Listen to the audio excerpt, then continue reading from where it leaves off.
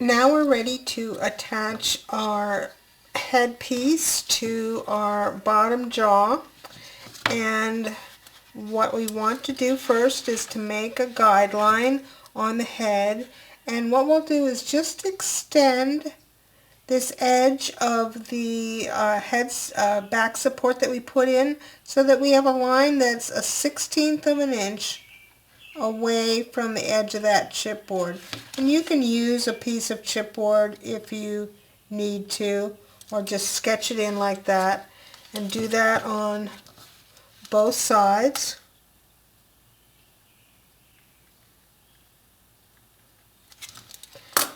And it's handy to have a couple of clothespins at this point. So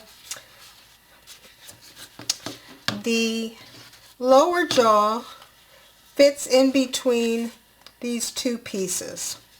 So we'll just kind of fit it in there to begin with. And these little flaps of the paper, they just kind of tuck back in.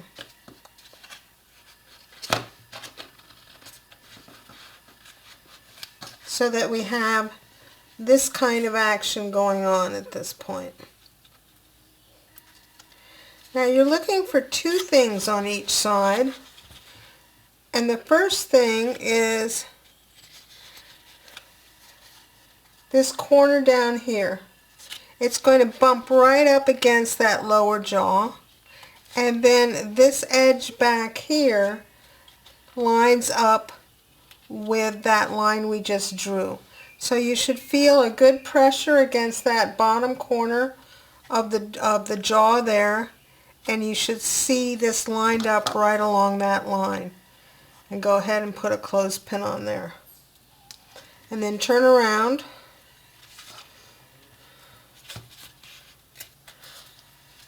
Do the same thing on this side. Make sure that this corner is butted up against the lower jaw.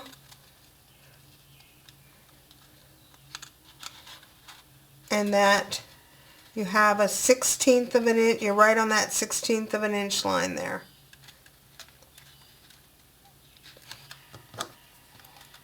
And put a clothespin on there. So that's how the jaw is going to go together. Now what we want to do is pick a side and move your clothespin out of the way a little bit. Make sure that things are just still in the right place when you do that. And then go ahead and mark through that hole in the lower jaw there so that we get a placement hole on the other side. Put your clothespin back on. Move over to this side. Make sure everything is in alignment when you take off your clothespin. And go ahead and mark that hole. And now we can remove both clothespins, and we have a place to punch our hole on both sides. So I'll go ahead and punch those holes using the smaller 1/8 side of my crocodile.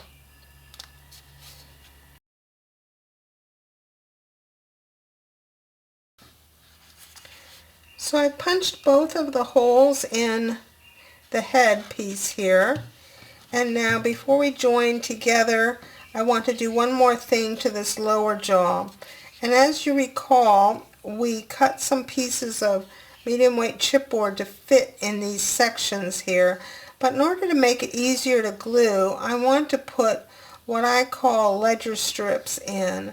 Now a ledger strip, I just cut them from medium weight chipboard, a 1/4 inch wide by the length of the chipboard, so I have a 1/4 inch by 12 inch, and then I just have pieces that I can cut to whatever length I need. For example, here, what I want to do on this side right here, hopefully you can see this, is put a piece in, and we hold it back a 1/16 of an inch from the edge, and I want to cut it a 1/16 of an inch shorter than this here. So I'll just put it here and then mark that where that should be cut. And I can trim that off. Remove the score tape backing. And then hold that back a 1/16 of an inch from that edge.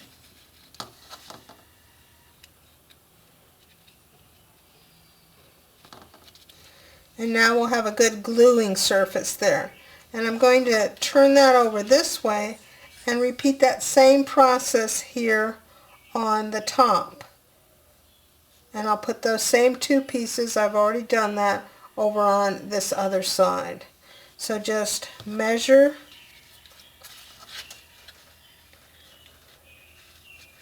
and the length should be a 1/16 of an inch shorter than the length of this side right here.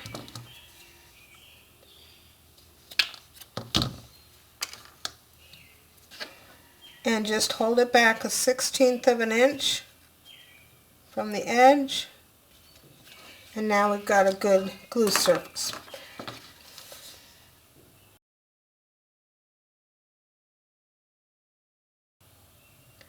Okay, so now we're ready to do a test fit here. And we'll put our jaws back together. And then using two Tim Holtz long screws coming from the inside, we'll come through that lower jaw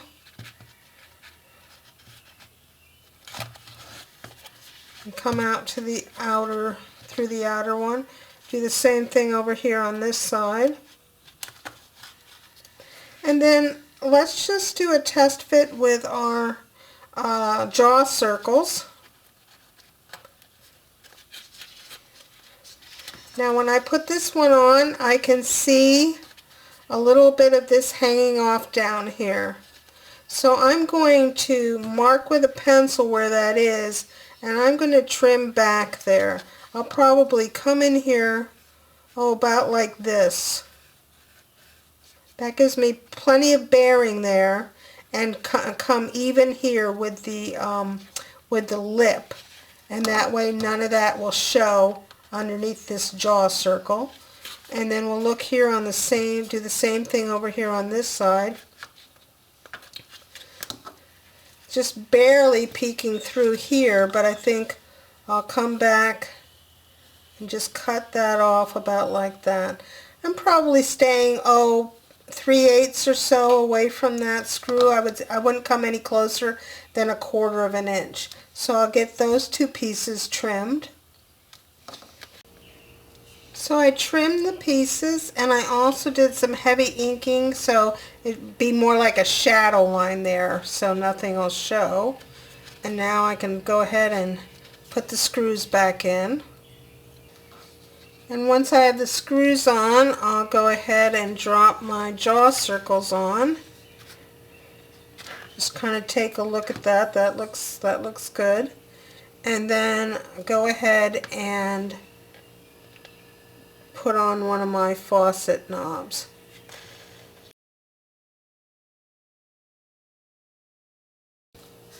Well, it turns out for me that the faucet knob that I have here, it's a little bit short for these long screws, but the short screws that come with them are too short. So I've just made a washer out of some medium weight chipboard, and I'm going to try that and see if one washer is enough, or I can also make another one if I need it, because you want it to be able to tighten down. It doesn't have to be super tight, but it needs to fit on there snugly. So now I've got, and put the washer on the inside, and now I'll try this on here and see how that goes.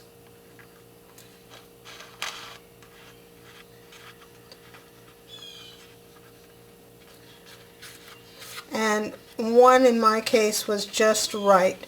So I'll thread that one through on the other side by starting out by putting the chipboard washer on that long screw and then threading it through. And then once we have our faucet knobs installed and everything looks good, we can go ahead and put in our little pieces that we cut before. Just put some glue along the ledger strips. We'll put the outside pieces in first. I'll just do here on the left side. And then I can fill in this piece that goes on the inside there as well, and repeat that on the other side. So once you get those pieces in, just set this aside to thoroughly dry.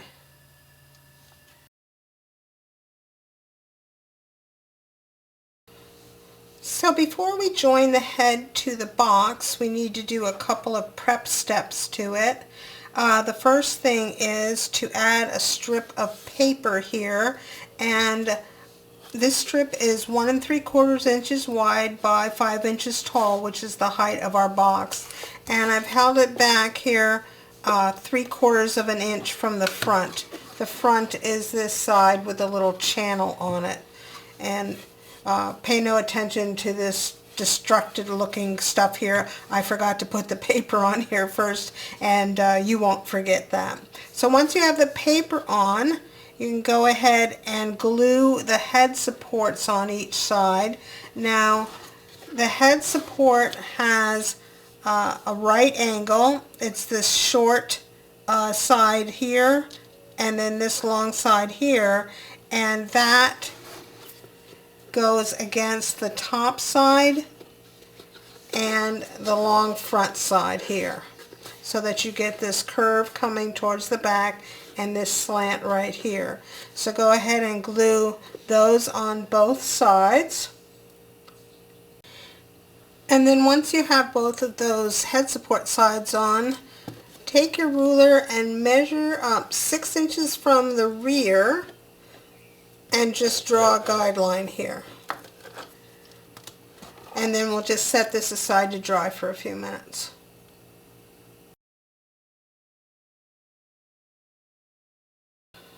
So for the light, I've started out here with just a piece of my 1/4 inch tubing that is about 18 inches long, and I'm going, see the natural curve here. It naturally wants to curve because it came in a kind of a wrapped up round. So I'm using my scissors to just open up about 9 inches of it on the inside of that curve.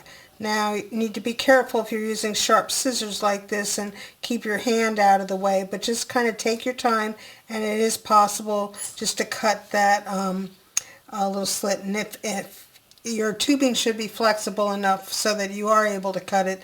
If you can't cut this seam in it, you need a different kind of tubing, because you'll need to do this in order to get the wire for the lantern into the tubing. So I'll complete that cut and then I'll be back. So now what I've done is I've thread a length of florist wire into this tube, and I've just made a little loop on the end to attach the lantern with. Eventually this cord will go into that tube as well, but I don't want to do that quite yet. So now let's bring in the box and the head, and we can do kind of a little dry fit here. So this is my channel end here, and the head fits on like this. If we look at it upside down, lower jaw,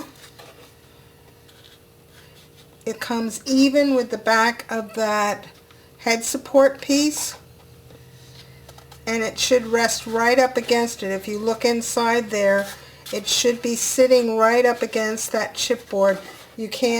I can't show it very well, but there's no gap in here between that head support chipboard and that jaw. It fits in there, and that's what gives it that kind of slanty profile here.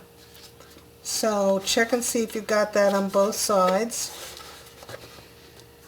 And then we can just feed our,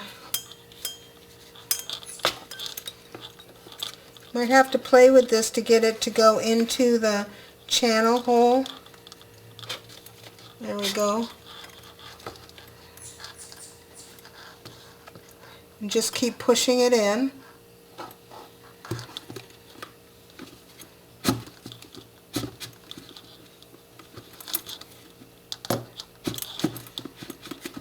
I've got some extra down here at the bottom. I'm looking for my slit here.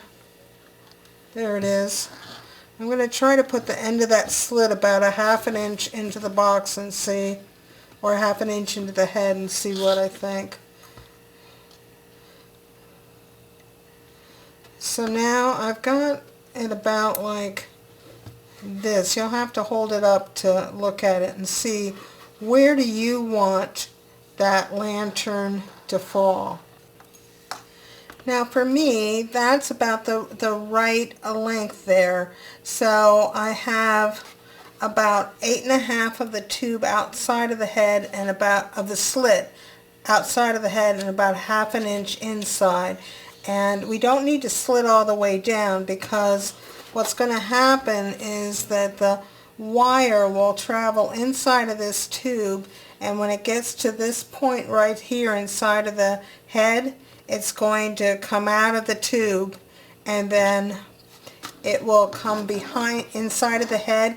And you remember this hole that we have right here, it'll come out that to come to where the battery pack is. So that's why we want to have the slit has to go at least as far as where the box is, but it doesn't have to go any further.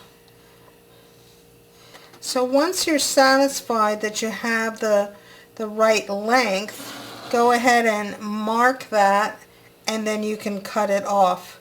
And I would let the wire come all the way down inside of that tube.